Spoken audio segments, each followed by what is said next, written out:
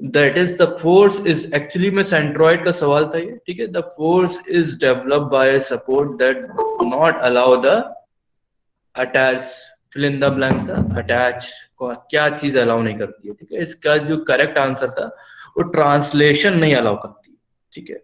Obvious सी बात है, कोई भी बॉडी होगी जब आप उसको सपोर्ट में रखेंगे तो वो किस चीज को ऑब्स्ट्रक्ट करेगी, उसके ट्रांसलेशन मूवमेंट को जो है वो ऑब्स्ट्रक्ट करेगी, ठीक है। तो उसका आंसर ये होना चाहिए था, ठीक है। ऑप्शन से आपको कोई परवाह नहीं, आपको करेक्ट आंसर पता होना चाहिए, करेक्ट आंसर आपको बता दीजिए। Otherwise the paper was easy, paper बहुत इजी था। जिसने लेक्चर्स अटेंड किए होंगे, सिंपल सिंपल से क्वेश्चन थे, डायरेक्टली आपसे पूछ लिया गया था ट्राइंगल का क्या है, सर्कुलर का क्या है। कोई ज्यादा टिपिकल पेपर नहीं था। बाकी जिन्होंने नेट में सर्च किया होगा, ऑब्वियस सी बात है उनके लिए भी इजी रहा होगा, ठीक है। याद रखिएगा यूटी जो है इतना ज्यादा मैटर करता नहीं है, पहले ही बता दे रहे हैं आप लोग को। आपका जो मैटर करता है कि आप लोग को समझ में आ रहा है कि नहीं आ रहा है, ये सबसे चीज ज्यादा मैटर करती है। इवैल्यूएशन अपनी जगह पे अलग है, उससे कोई ज्यादा मतलब मत रखा करिए, अपने बस कॉन्सेप्ट क्लियर करते हुए चलिए। दैट इज इवैल्यूएशन में क्या है बेटा, कि किसी को 9 सीजीपीए मिल रहा है, किसी को 7 सीजीपीए मिल रहा है,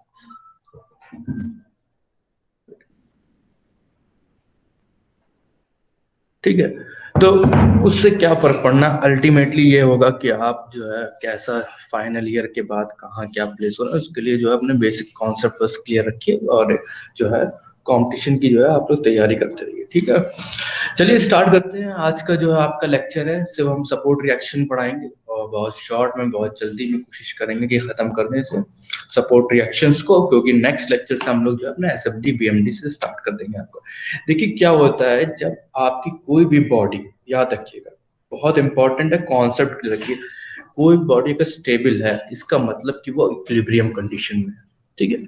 अब अगर मान लेते हैं हमारे पास ये मोबाइल फोन है और हमने इसको ऐसे पकड़ रखा है और गिर नहीं रहा नीचे, स्टेबल है, इसका मतलब इक्विलिब्रियम कंडीशन पे है। इक्विलिब्रियम कंडीशन समझिएगा। फॉर एग्जांपल आपका सीलिंग फैन, ऊपर अगर आप अपनी छत पे देखेंगे, ऑब्वियस सी बात है चल नहीं रहा हो, बहुत ज्यादा सर्दी है, ठीक है, चलाइएगा भी मत। लेकिन जो है सीलिंग फैन को देखिए और उसको गौर से देखते रहिए कि वो जो है स्टेबल कंडीशन पे है। आपका जो सीलिंग फैन को जो है गौर से देखते रहिए भाई, उसमें फोर्सेस को सोचिए, दिमाग में इमेजिन करिए। ऑब्वियस सी बात है, सीलिंग फैन आपका जो लगा हुआ है तो वो फोर्स जरूर ट्रांसमिट कर रहा है, उसका खुद का बॉडी का वेट नीचे लग रहा है, ठीक है, वो नीचे लेकिन गिर नहीं रहा। नीचे क्यों नहीं गिर रहा है, अब ये तो बहुत अमेज, अगर आप देखिए थोड़ा फील्ड में, क्यों नहीं नीचे गिर रहा है, उसका वेट तो जब नीचे लग रहा है, जानते हैं ग्रेविटी की वजह से उसका जो है फोर्स लग रहा है, पर वो नीचे नहीं गिर रहा है। वो नीचे क्यों नहीं गिर रहा है, उसका सबसे बड़ा रीजन ये है क्योंकि आपने, अगर सिंपल जो नॉन टेक्निकल होगा वो तो ये बोलेगा क्योंकि दीवार से टंगा हुआ है, ठीक। लेकिन एक टेक्निकलिटी पॉइंट ऑफ व्यू से अगर आप देखिए कि वो एक फोर्स नीचे की तरफ लगा रहा है, फिर भी वो नीचे इस वजह से निकल रहा है क्योंकि ऊपर जो सीलिंग जो है एक अपोजिट फोर्स लगा रही है, ठीक है। अपोजिट फोर्स लगाने से क्या हुआ, वो काउंटर बैलेंस हो गया, तभी आपका जो सीलिंग फैन है वो आपकी दीवार में लगा हुआ है, वो नीचे नहीं गिर रहा है क्योंकि इसके एक अपोजिट डायरेक्शन में एक काउंटर फोर्स लग रहा है। फॉर इंस्टेंट अगर ये मोबाइल फोन हमारे हाथ में है, हाथ से क्यों नहीं नीचे गिर रहा है, मान लेते हैं यहाँ से अटैच है, क्योंकि हाथ इस वजह से नहीं गिर रहा है, इसका सेल्फ वेट बॉडी का तो नीचे लग रहा है, पर इसके एक अपोजिट डायरेक्शन में फोर्स लग रहा है जो हमारा हाथ लगा रहा है, ठीक है। अब ये तो एग्जाम्पल की बात है, पर अब इस फोर्स को क्या कहेंगे, इस फोर्स को ही सपोर्ट रिएक्शन कहते हैं, ठीक है। ये कह लीजिए कि कहीं पे भी आपने सपोर्ट दे दिया, वो सपोर्ट एक अपोजिट डायरेक्शन में रिएक्शन दे रहा है और कुछ नहीं, ठीक है, जिसकी वजह से आपकी बॉडी जो है इक्विलिब्रियम को मेंटेन कर पा रही है, आपकी बॉडी इक्विलिब्रियम में है और आपकी बॉडी जो है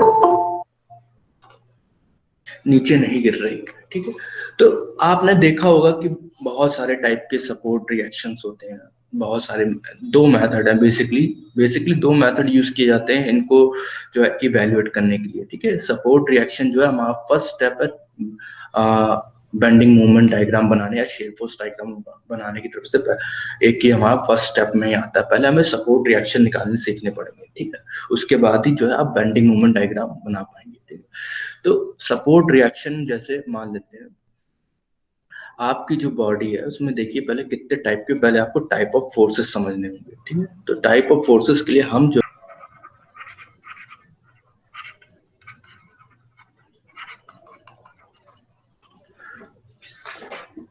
आई थिंक सबको विजिबल होगा।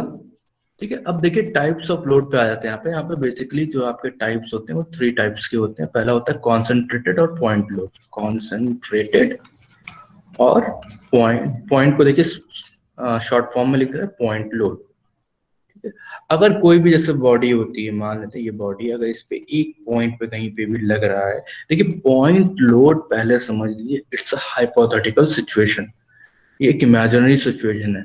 क्योंकि पॉइंट लोड आप किसी एक पॉइंट को डिफाइन नहीं कर पाएंगे, और वो जब भी आपका लोड लगेगा तो वो पॉइंट लोड पे नहीं लगता है।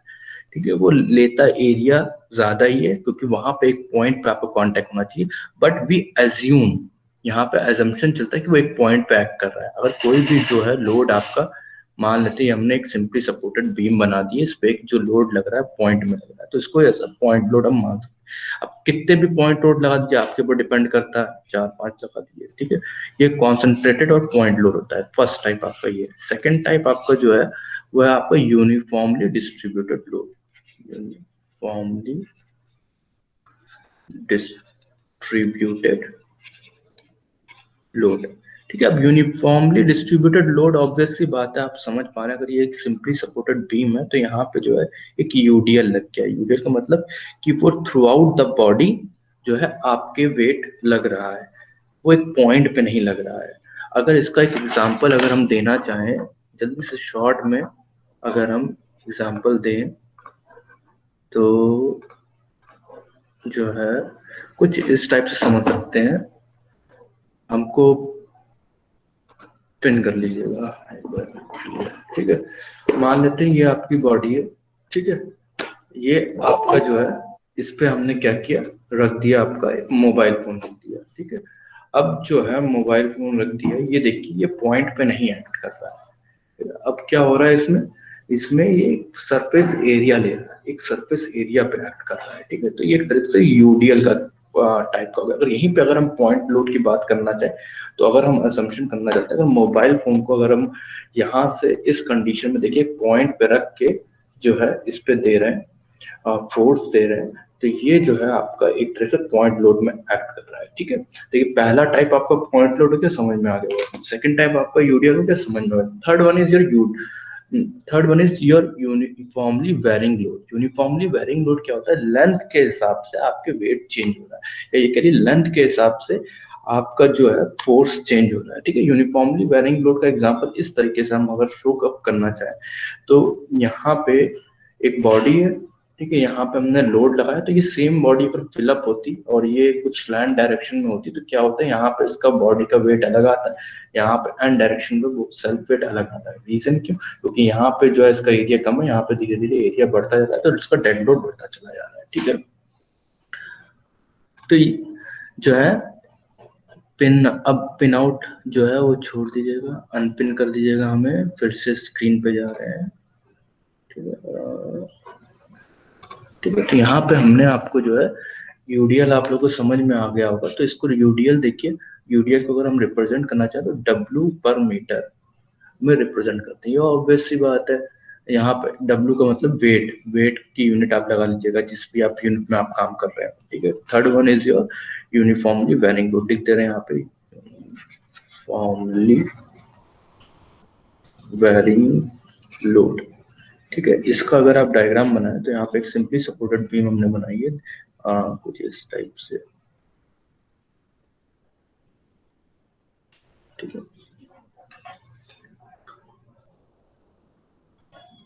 और अगर इसको हम रिप्रेजेंट करना चाहेंगे तो इसको रिप्रेजेंट जो है यहाँ पे इस तरीके से कर सकते हैं कि यहाँ पे तो W1 पर यूनिट लेंथ है, पर यूनिट लेंथ लिख रहे हैं, यूनिट लेंथ LENGTH। ठीक है, यहाँ पे जो है इस पोजीशन पे W2 पर यूनिट लेंथ।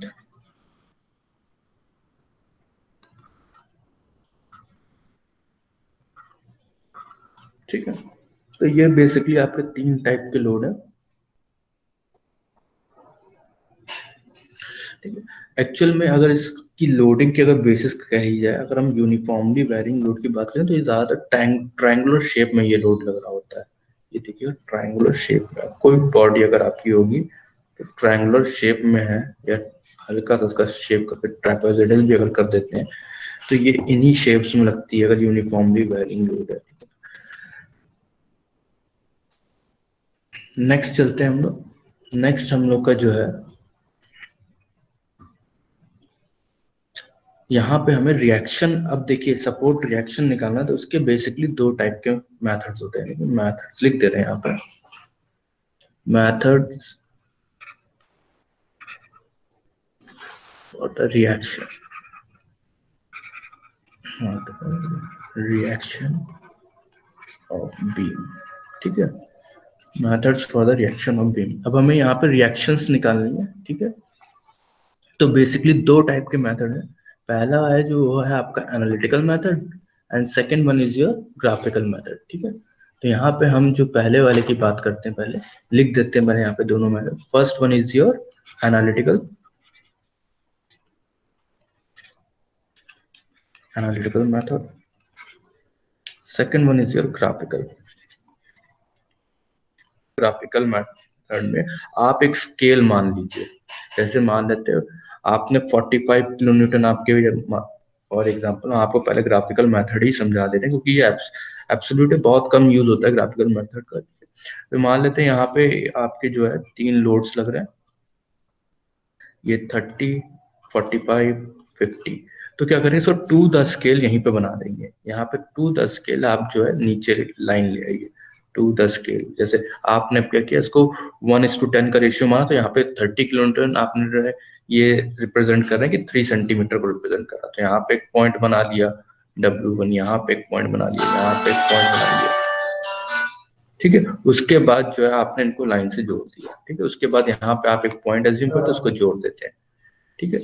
तो ये जो है बेसिकली आपका जो है ग्राफिकल मेथड होता है। इसमें आप वेक्टर डायग्राम भी बनाते हैं, लेकिन जो है ये आपका जो है यूज में, ये ग्राफिकल मेथड जो है बहुत कम यूज में आता है, ना ही इससे कोई क्वेश्चन पूछा जाता है, ठीक है। बेसिक क्वेश्चन जो आपके बनते हैं वो आपके एनालिटिकल मेथड से बनते हैं। तो यहाँ पे जो हम लोग पढ़ेंगे वो एनालिटिकल मेथड को ही कवर अप करेंगे, ठीक है। अब यहाँ पे देखिए एनालिटिकल मेथड को पढ़ने से पहले जो है हम यहाँ पे एक सिंपली सपोर्टेड बीम को ड्रॉ कर रहे हैं। नए पेज पे बनाते हैं, न्यू पेज, ठीक है। एक सिंपली सपोर्टेड बीम है,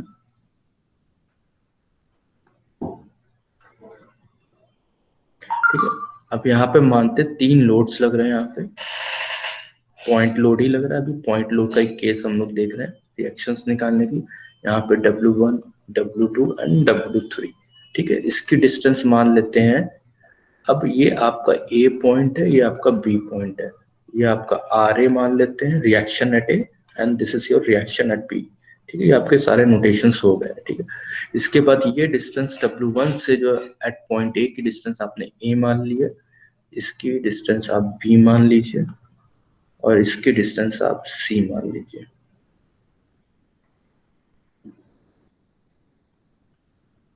ठीक है। ये आपकी जो है डिस्टेंसेस हो गए।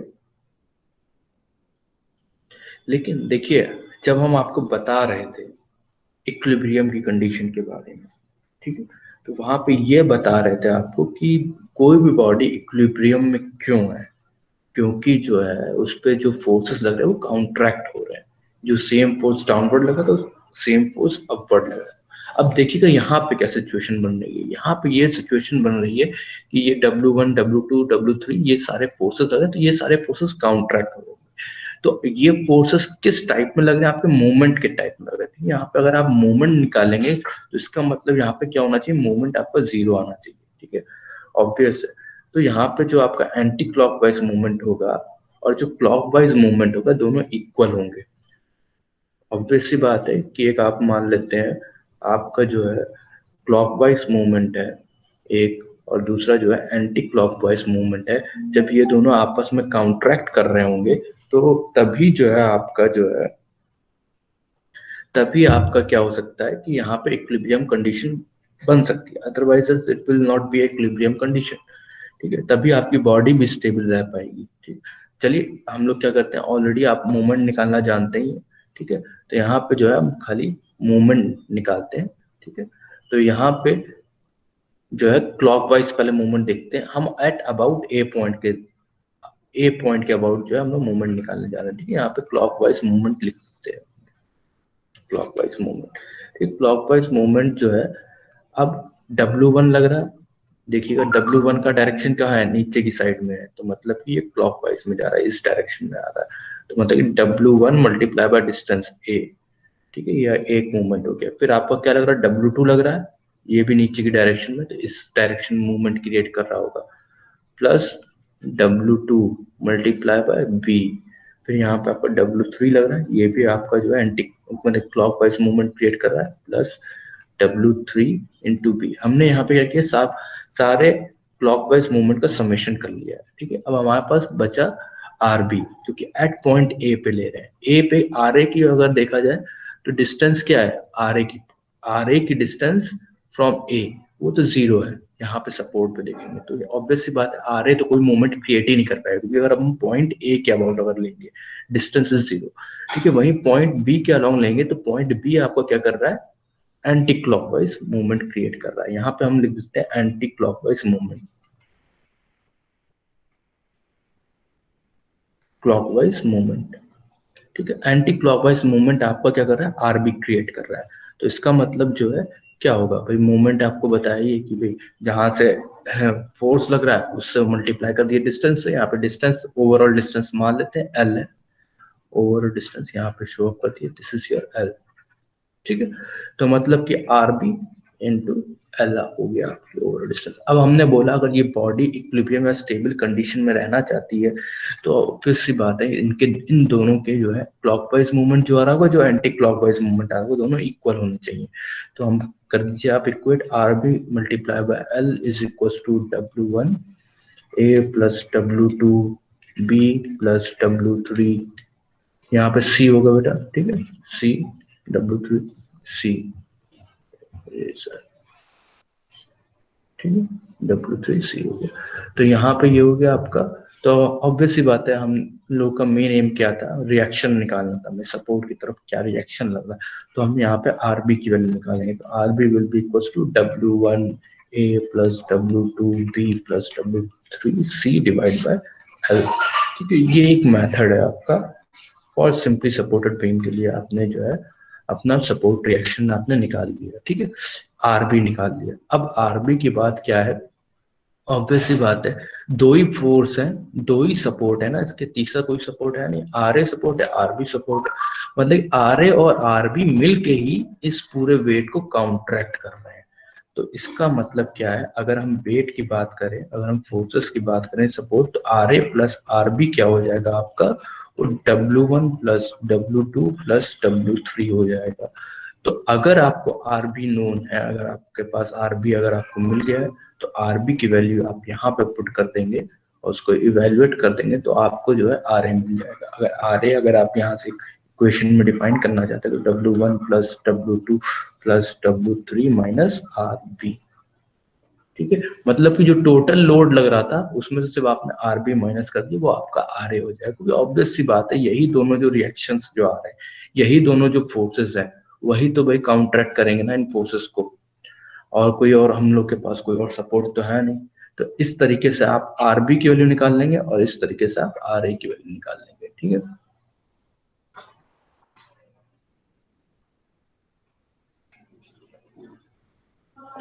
तो अब आ जाते हैं हम लोग टाइप्स ऑफ सपोर्ट पे। क्या आ गया, यहाँ पे लिख देते हैं type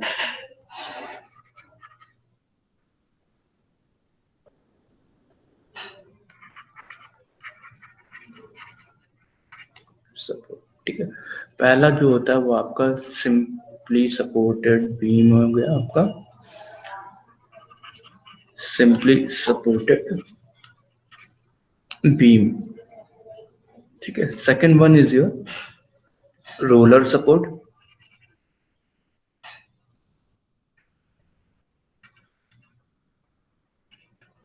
and third one is your hinge.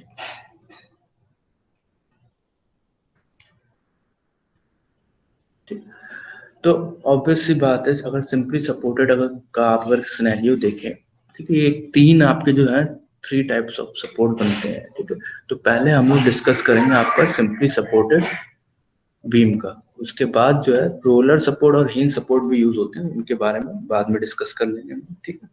तो पहले आ जाते हैं हम लोग सिंपली सपोर्टेड बीम का केस देख लेते हैं। यहाँ पे एक क्वेश्चन है, उस क्वेश्चन को आप ही लोग को सॉल्व करना है। सॉल्व करने के बाद क्या करिएगा आप लोग, इस क्वेश्चन को सॉल्व करने के बाद आप हमको जो है आंसर जो है उस पर दे दीजिएगा, कमेंट सेक्शन में आंसर दे दीजिएगा। क्वेश्चन आपका ये है, ए देखिए क्वेश्चन सेम है, क्वेश्चन यहाँ पे लिख दे रहे हैं, हम आपको फिगर बना दे रहे हैं, आपको सपोर्ट रिएक्शन से निकालना है। बहुत इजी क्वेश्चन है।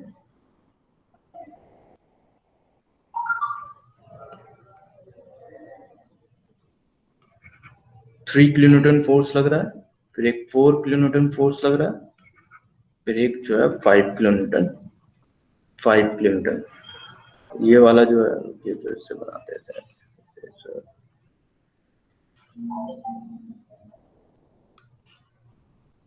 ये 4 kilo Newton, this one is your 5 kilo Newton force लग रहा है। डिस्टेंस आपको बता दे रहे हैं, ये डिस्टेंस आपकी जो है वो 2 मीटर है, this distance is your 1 metre and again this distance is your 2 metre. तो ओवरऑल डिस्टेंस को आप जो है 6 मीटर मान लीजिए, 6 मीटर, ठीक है।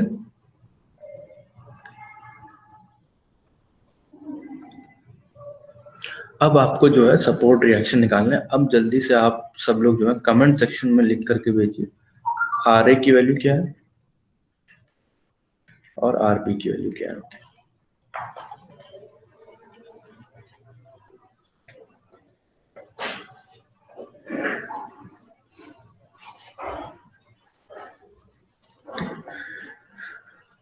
आई थिंक आप लोगों को टाइम ज्यादा लग रहा है, जल्दी से हम शॉर्ट में बता देते हैं, ठीक है। आप लोग इवेलुएट करते रहिएगा। This is your R B into L, आपको जो निकालना है this will be equal to what, R B into L. L कितना है, 6 है, आर बी की वैल्यू इज योर अननोन, तो मतलब आर बी मल्टीप्लाई बाय 6 कर दिया हमने। This will be equal to W1 is 3, 3 multiply by 2, distance is 2 metre, again plus 4 multiply by distance is 3 metre, 4 multiply by 3, ठीक है, plus 5, distance is 5 metre, plus 5 multiply by 5, ठीक है। एक equation से यहाँ से आप आर बी निकाल लीजिए, जल्दी से कैलकुलेट करके बताइए आर बी कितना है, ठीक है। Then R B into L, R B मतलब कि R B plus R A कितना हो जाएगा आपका, 437 plus 5 is equal to 12, this will be 12 kilometre, ठीक है। R B plus R A आपका 12 आ रहा है। जल्दी से कैलकुलेट करके बताइए आपकी आर बी की वैल्यू कितनी आ रही है।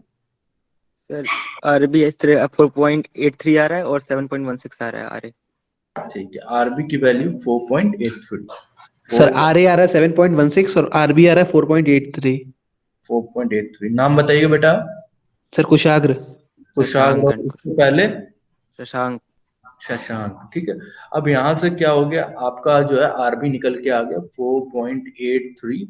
अब आप जो है सिंपली क्या करेंगे, इसको जो है 12 में से माइनस कर दीजिए, this will be equal to your R A. तो वो आपका कितना आ रहा है, 7 पॉइंट जो भी है माइनस करिए, 7 पॉइंट जो है 16 आ रहा होगा, 17, ठीक है। तो आपके आर ए की वैल्यू निकल आई, आपकी जो है आरबी की वैल्यू निकल आई, ठीक है जी, ठीक है। तो ये हो गया आपका, इस तरीके से जो आपको सपोर्ट रिएक्शन निकल गया सिंपली सपोर्टेड बीम पे। नेक्स्ट आते हैं हम लोग, नेक्स्ट हमारा क्वेश्चन होगा। देखिए क्वेश्चन से ही आप जो है जल्दी सीख पाएंगे, आप बाद में अगर केसेस लेके करेंगे तो उससे बहुत ज्यादा थोड़ा डिफिकल्ट लगेगा आप लोग को।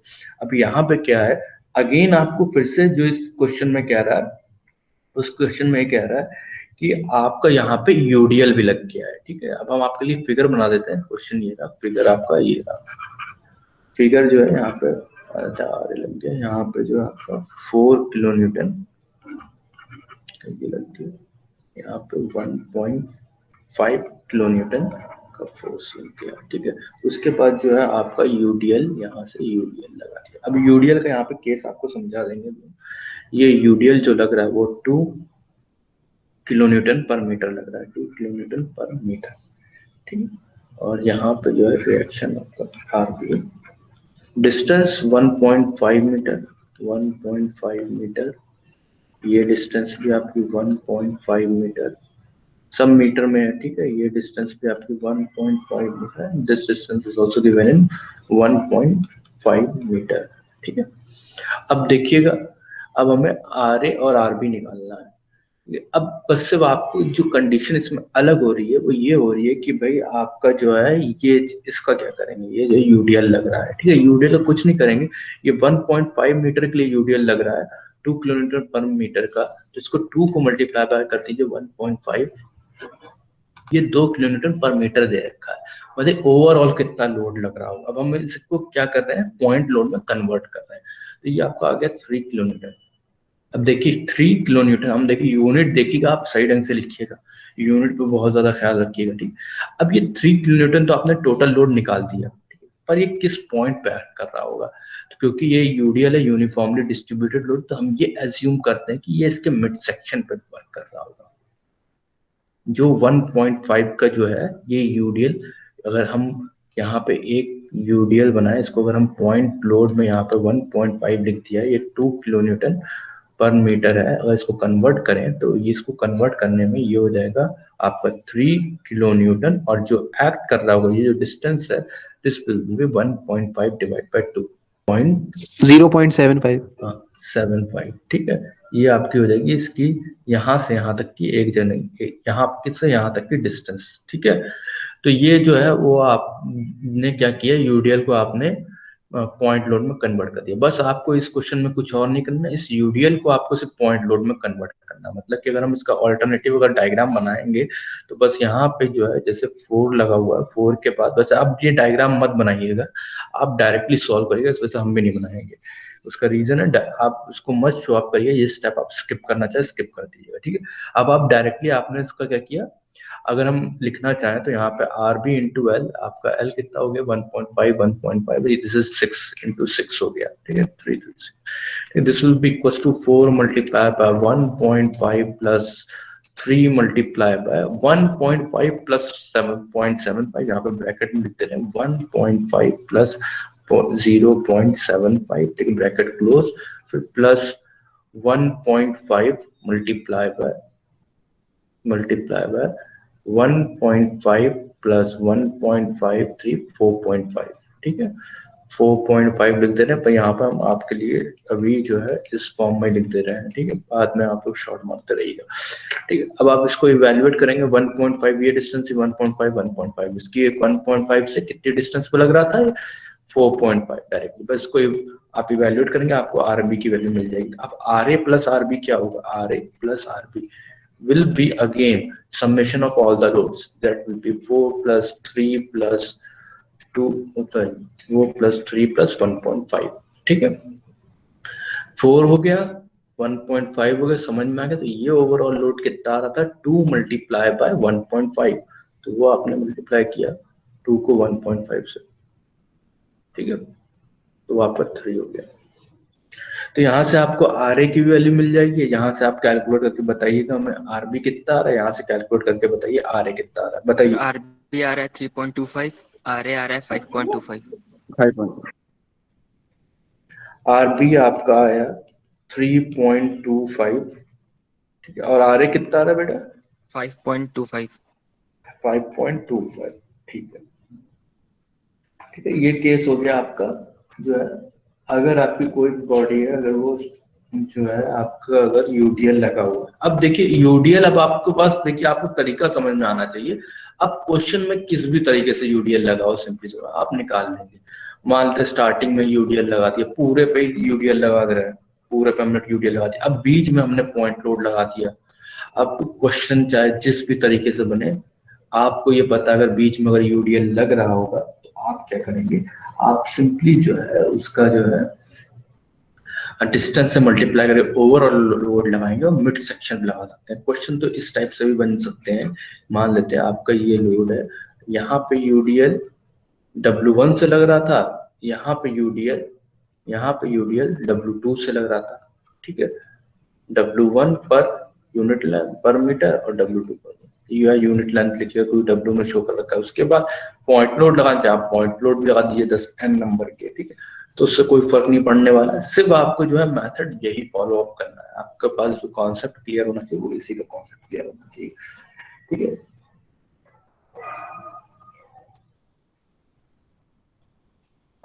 अब नेक्स्ट क्वेश्चन जो चलते हैं वो आपका यूनिफॉर्मली वेरिंग लोड पे बन रहा है। ठीक है, अब यहाँ पे हम एक फिगर बनाने जा रहे हैं, उस फिगर को पहले देखिएगा। ये स्ट्रेट लाइन है बेटा, थोड़ा सा ज्यादा दिख रहा होगा।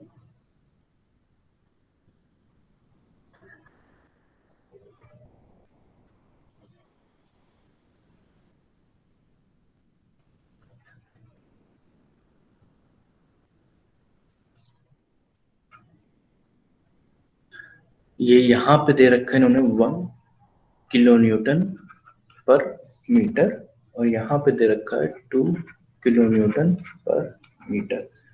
ठीक है, मतलब कि यहाँ से चला था 1 किलो न्यूटन पर मीटर की जो लोड अप्लाई करा था, एंडिंग में पहुंचते पहुंचते 2 किलो न्यूटन पर मीटर। ओवरऑल डिस्टेंस आपको 4.5 दे रखी है। अब आपको क्या करना है, आर ए और आर बी निकालना है। ऑब्वियस सी बात है, यहाँ पे ये आपका आर ए हो गया, ये आपका आर बी हो गया। ठीक है, तो आपको जब ये दो चीजें जब निकालनी है तो क्या करेंगे आप, अब आपके पास ये नया केस आ गया, तो आप इसको दो सेक्शन में डिवाइड करिए। पहला सेक्शन हो गया आपका ये वाला, आपको इस सेक्शन में पता है कि ये भाई ये पोर्शन में 1 किलो न्यूटन तो पूरी लग रहा है। इस ये दूसरा हो गया सेक्शन आपका ये वाला।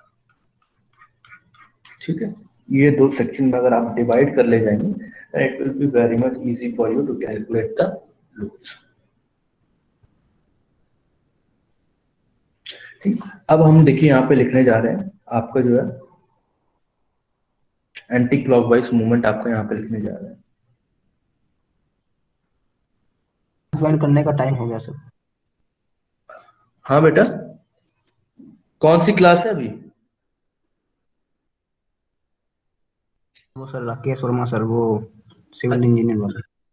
राकेश वर्मा सर का है। चलिए बस इसके बाद एंटी क्लॉकवाइज वाला देख लीजिए। एंटी क्लॉकवाइज जो है छोड़िए, फिर आप इसको मत देखिए फिर अभी। उसका रीजन ये है क्योंकि यहाँ पे जो है थोड़ा सा कॉन्सेप्ट लगेगा, क्योंकि पहले आप रेक्टेंगुलर पोर्शन में यूडीएल मान के चलेंगे, फिर ट्रायंगुलर पोर्शन में मान के चलेंगे। क्या करना है आपको, वेट लगाना है। तो क्या करेंगे आप, अभी हम सिर्फ ओरली बता दे रहे हैं। ठीक है, आपका एक्चुअली वेट कहाँ लगता है, सेंटर ऑफ ग्रेविटी पे। ठीक है, इस बात से आप एग्री कर रहे होंगे। सेम आपका ट्रायंगल केस के साथ में कि उसके सेंटर ऑफ ग्रेविटी पे वेट लगेगा। तो क्या करेंगे, ओवरऑल वेट निकालना तो इजी है, यहाँ 0 यहाँ 0, इसका एरिया निकालिए, वही इसका वेट हो जाएगा। देखिए इस पोर्शन में तो यूडीएल के तौर पे काम कर रहा है, कोई दिक्कत नहीं आएगी। इस पोर्शन पे यूडीएल के तौर पे काम नहीं कर रहा है, इस पोर्शन में वेरिंग लोड के तौर पे काम कर रहा है इस पोर्शन। तो अब आप क्या करेंगे, इसका एरिया आप निकाल लेंगे। अब आपको चाहिए डिस्टेंस। एरिया निकालने के बाद क्या, उसका वेट तो आ गया आपके पास, ओवरऑल भाई इतना वेट लग रहा है। अब आपको डिस्टेंस चाहिए, डिस्टेंस आपको मल्टीप्लाई करना है। तो वो डिस्टेंस क्या होगी भाई, आप जानते हैं किसी भी बॉडी का अगर वेट लगता है तो उसकी सेंटर ऑफ ग्रेविटी पे लगता है, तो उसके आप सेंटर ऑफ ग्रेविटी आप जब निकाल लेंगे, सिंपली जो है आपका जो है सवाल सॉल्व हो जाएगा। तो इस तरीके से ये क्वेश्चन सॉल्व हो। इसको जो है फिर हम जो नेक्स्ट लेक्चर होगा उसमें डिस्कस कर लेंगे। ठीक है।